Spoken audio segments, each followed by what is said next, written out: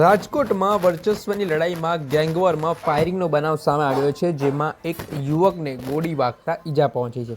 આ ઘટનાના કારણે શહેરમાં કાયદા અને વ્યવસ્થાની સ્થિતિ સામે સવાલ ઉઠ્યા છે. જે રીતે ગેંગવોરે ફરી એકવાર માથું ઉચક્યું છે, તેના કારણે ત્યાંના સ્થાનિક લોકોમાં ડરનો માહોલ પણ સર્જાયો છે.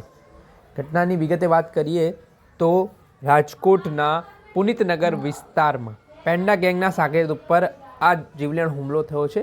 અને આમાં જે આરોપી અને ફરિયાદી છે તેમના વચ્ચે છેલ્લા ઘણા સમયથી જૂની અદાવતને લઈને વિવાદ ચાલી રહ્યો હતો. અને આ બંને જે આરોપી અને ફરિયાદી છે તેમની ગેંગ પણ ચાલે છે ને બંને વચ્ચે વર્ચસ્વની લડાઈ ચાલી રહી છે. ને લઈને જે ફાયરિંગનો બનાવ સામે આવ્યો છે, જેમાં વાત કરીએ તો પુનિતનગર વિસ્તારમાં હાલ જે ફરિયાદી છે પરેશ બરદા, તેઓ સાંજના સમયે બેઠા હતા. દરમિયાન 4 જેટલા લોકો 2 બાઇકો ઉપર આવે છે અને અચાનક ફાયરિંગ કરવા લાગે છે. આ ફાયરિંગ કરતાની સાથે જ પરેશ બરદા નામના વ્યક્તિને પગના ભાગે ગંભીર ઇજાઓ પહોંચી છે.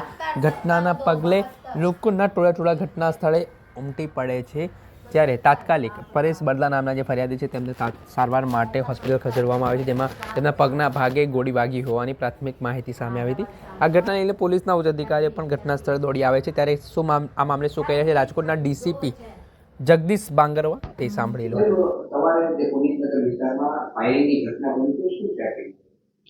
આજરોજ વહેલી સવારે રાજકોટ તાલુકા પોલીસ સ્ટેશનના પુનિતનગર વિસ્તારમાં એક હત્યાના પ્રયાસનો બનાવ બનવા પામેલ, જેમાં ફરિયાદી પરીક્ષિત ઉર્ફે પરેશ બરદા તેઓના મિત્રો સાથે સવારના 5-5:30 વાગ્યાની આજુબાજુ તેની શેરીમાં ઊભા હતા.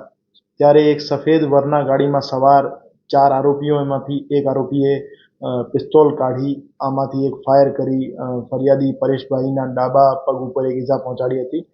અને એના પછી રાજકોટ તાલુકા પોલીસ સ્ટેશનમાં બીએનએસની કલમ 109(1), કલમ 3(5) અને આર્મ્સ એક્ટની કલમ 25(1)B, A અને 27 હેઠળ ગુનો દાખલ કરવામાં આવ્યો હતો. હજુ સુધીની તપાસમાં 4 માંથી 3 આરોપીઓના નામ આઈડેન્ટિફાઈ કરી લેવામાં આવ્યા છે. અને ઓળખાયેલ 3 આરોપીઓ પૈકી એક આરોપીને પોલીસ દ્વારા હસ્તગત કરી લેવામાં આવ્યો છે અને ગાડીની ઓળખાણ પણ થઈ ગઈ છે.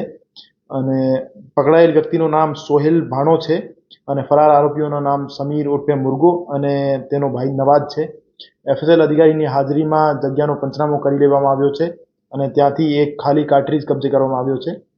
આ બનાવ બનવાનું કારણ એવું હતું કે ગઈ 14 જાન્યુઆરીના રોજ ફરિયાદીના મિત્ર કિશનભાઈ ડોડિયાની પત્ની રાધિકાબેનના ઘરે ફરિયાદી પરેશ અને આરોપી સોહેલ ભાણા વચ્ચે મારામારીનો બનાવ બનવા પામેલ હતો, જેમાં સોહેલ દ્વારા માલવીયાનગર પોલીસ સ્ટેશનમાં આ કામના ફરિયાદી પરેશ વિરુદ્ધ એક મારામારી અને રાધિકાબેન દ્વારા છેડતીની ફરિયાદ પણ દાખલ કરવામાં આવી હતી. આ બાતનો ખાર મનમાં રાખી આ બનાવ બનવા પામેલ છે એવું પ્રથમ દ્રષ્ટિએ જાણવા મળ્યું છે.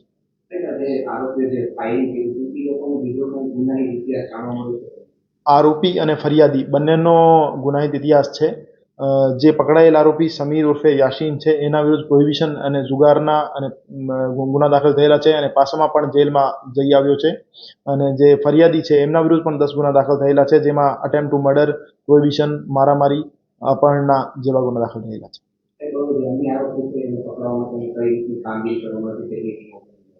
અન્ય આરોપીઓને પકડવા માટે લોકલ પોલીસ સ્ટેશન રાજકોટ તાલુકા પોલીસ સ્ટેશનના ડી સ્ટાફની ટીમ, એલસીબી ઝોન 2ની ટીમ અને ક્રાઇમ બ્રાન્ચની અને એસઓજીની ટીમો બનાવવામાં આવી છે અને પકડવાની આરોપીઓને સત્વરે પકડવા માટે સૂચના આપવામાં આવી છે. હજુ સુધી જે આરોપી પકડાયો છે એના પાસેથી હથિયાર કબજે નથી થયું અને ફરિયાદીના કહેવા મુજબ જે સમીર ઉર્ફે મુર્ગો નામનો આરોપી છે એના દ્વારા ફાયર કરવામાં આવ્યું હતું. હથિયાર પ્રથમ દ્રષ્ટિએ એવું લાગે છે કે એમના પાસે ઇલીગલ હતો, એમના પાસે કોઈ પણ પ્રકારનો લાયસન્સ નથી. હતા રાજકોટના ડીસીપી જગદીશ બાંગરવા, તેમણે આ મામલે માહિતી આપી છે. જે ફાયરિંગનો બનાવ સામે આવ્યો છે, જેમાં પરેશ બરદા નામના જે ફરિયાદી છે તેઓ પણ ગુનાહિત ઇતિહાસ ધરાવે છે. સાથે જ જે આરોપીઓએ ફાયરિંગ કર્યું છે તેમાંથી એક આરોપીની પોલીસે ધરપકડ કરી છે, જ્યારે અન્ય 3 આરોપીને પકડવા માટે પોલીસે તપાસના ચક્ર ગતિમાન કર્યા છે.